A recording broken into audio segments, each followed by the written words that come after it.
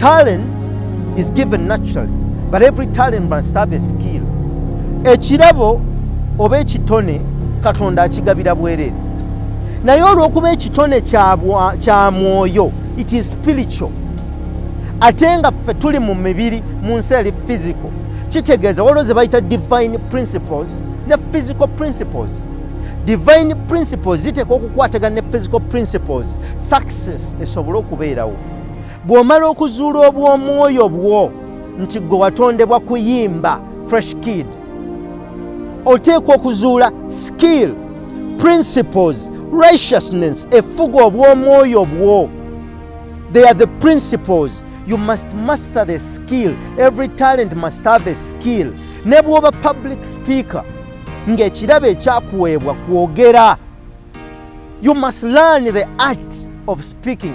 Every gifted public speaker is born with the science of speaking.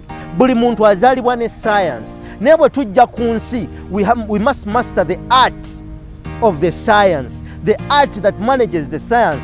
Nti kyovulaba nze neewuunya, waliwo wano abalowooza nti science ezizo ez'enkizo arts za kisiru.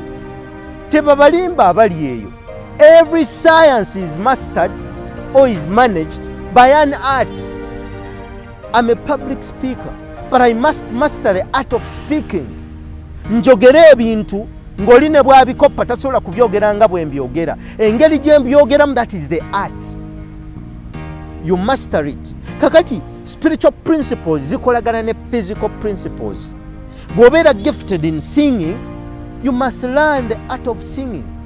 Ogenda mu studio n'okola voice training, n'ofuna producer, n'okola ki. Nange wano nina producer John Nsimbi ali mabega wa kamera okuproducinga videos zino. Nze sijja kukikola, so nsobola okugula kamera nenjiteekawo ne recordinga. Naye it is better yakikole kubanga ekyo kyekikye. John tagenda kutuula mu kamera ayogere byenjogera, naye ate yagenda okuyimirira emabega wa kamera asobole okufulumya byenjogera. So mu nsi ekintu ekisinga obukulu kwe kutegeera ekkubo lyo we liri n'obusukkulumu bwo we buli, okole ky'oteekwa okukola.